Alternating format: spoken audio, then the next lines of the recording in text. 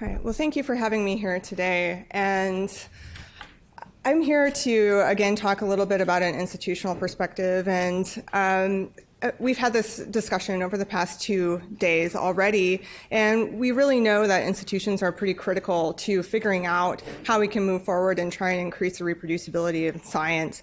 And they're really responsible for it because they're really helping to drive a lot of the publish and perish or funding and famine cultures that our scientists are involved with. One of the other challenges, though, that institutions face is that reproducibility and transparency are problems that are really discipline agnostic. They span across all of the disciplines, from preclinical to psychology to economics, and every single discipline that you can imagine. Even the humanities are involved in some of these reproducibility questions. So the question really becomes is how can we help our researchers succeed? And I think that one of the major ways I would like to see researchers succeed, if I can actually advance my slide. It's the middle, the middle one, thank you. Is to utilize, I think, what's an underutilized resource, which is involving libraries and librarians as partners. And there's several different reasons for why I think this, not the least of which is because I'm a librarian. But librarians really understand the scholarly communications landscape, and many of us are also actively engaged in various aspects of the research life cycle. In addition, the work that we do is very transdisciplinary. We are serving the researchers, the educators, the clinicians, all the faculty, staff, and students in every discipline across our institutions. And we're already providing a lot of the tools that can make some of the reproducible research possible, including, to some degree, institutional repositories, support for data management, activities with data curation along with our archivist colleagues. And because we have this transdisciplinary focus, we're really natural partners with other people on campus, including our offices of research, especially the CTSA hubs that we might work with, any kind of supercomputing, high-performance computing, and, of course, any sort of biostatistical cores. So I was just going to briefly talk about 2 different case studies of how libraries are helping to drive institutional change at some institutions. And I'll just say I got started in this whole area because of my work around reproducibility of systematic review search studies, search strategies.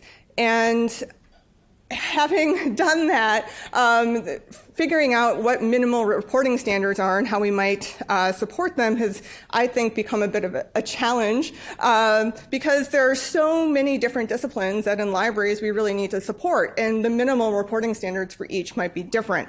But there are a lot of things that we can do to help achieve other types of reproducibility. And though my slide here shows what looks kind of like a cycle with things in order, I'll say that a lot of the work that I'm going to be talking about here very briefly was, of course, all done together. So again, I started thinking about this from a systematic review, reproducibility perspective, but one day when I was at the University of Utah, I met our vice president for research and found out that he was very interested in reproducibility from a preclinical perspective. And thus, the idea for having a research reproducibility conference was germinated. And in 2016, we held our first research reproducibility conference that was hosted by the library and planned by the library that really was designed to bring together institutional stakeholders to think about how institutions can be pushing this needle forward and can be creating change. This really enabled us to think about how libraries could be major components of this movement in a lot of different ways. And one of them is tapping some of the resources that we already had. So, for example, we had already worked on promoting sex and gender differences in research awareness. We had a data science librarian. We had a research librarian who was working largely in the area of reproducibility. And we had also partnered with our clinical and translational science hub to create a systematic review core, which is, I think, the first systematic review core that was aligned specifically with the CTSA. And that really enabled us to do what we've been talking about here today, which was the convergence of evidence in order to support more rigorous grant applications as well as more rigorous research in general. The librarians could supply the literature searching components. We could partner with our colleagues in our study design and biostats core to make sure that the research that was being produced at our university was stronger. Once we started talking about some of these areas, we started to be approached more and more to teach classes, to give lectures, and to create other kinds of partnerships. Like, for example, we developed and hosted the first Jupyter Hub installation to teach reproducible Python scripting through our library. We also were invited to give the reproducibility components of our Descartes Summer School, which was through our Department of Biomedical Informatics. And we taught extensively in our Research Administration or Training Series, or RATs, hence the little rat up there.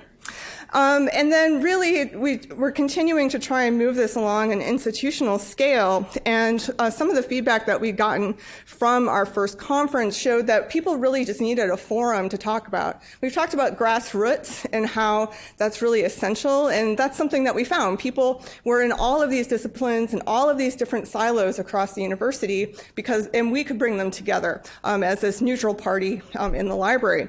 So we created a Grand Rounds Research Reproducibility Series.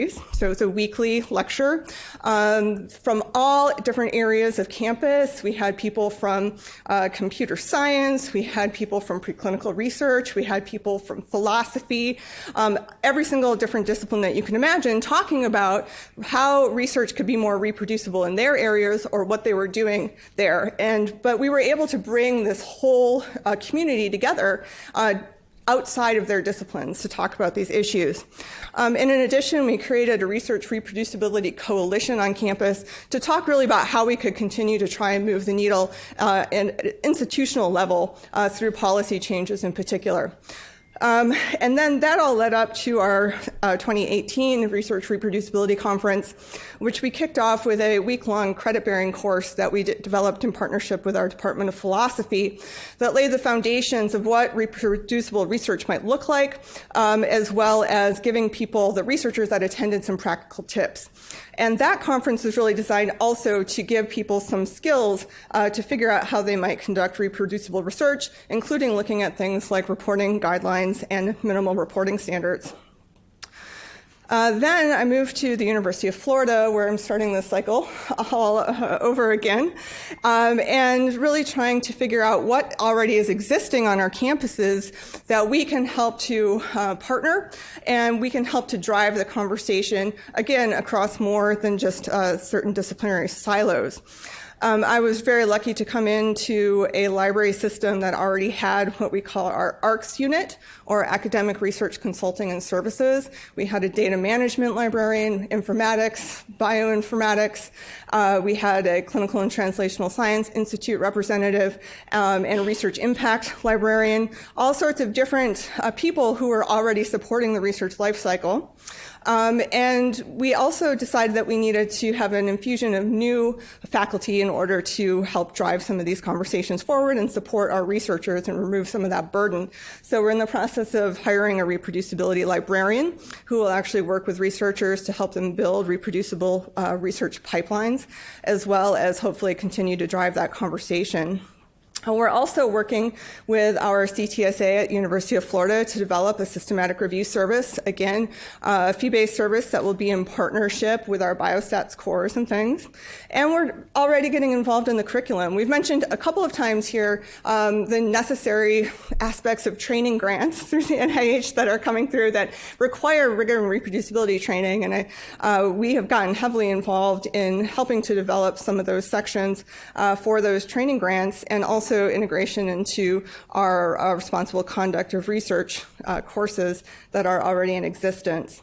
Of course, we do a lot of professional development. We teach R, we teach Python, we teach open science framework, we teach things like reporting guidelines, how to use the Equator network, and we are doing a lot of other kinds of larger scale professional development, such as collaborating with our High Performance Computing Center and our Informatics Institute on putting together Research Bazaar and other conferences. And we are kind of leading up to another research reproducibility conference in 2020 that's looking specifically at ways that we can educate around reproducibility. What are the best practices from undergraduates all the way up through people who are in practice? So we're really excited to be able to try and drive some of the national conversation on that. So overall, I think, we're not really in the Wild West. There are a lot of practices that are out there, grassroots or otherwise, that can really be adopted by other institutions. And a lot of times the infrastructure may already be there. It's just not necessarily being coalesced or utilized. And a lot of times things are just being recreated. So I would say also that the institutions need to really have not just a grassroots culture, but have high-level institutional support to succeed, because efforts will die off if it's just based on volunteer culture. So that's it. Thank you.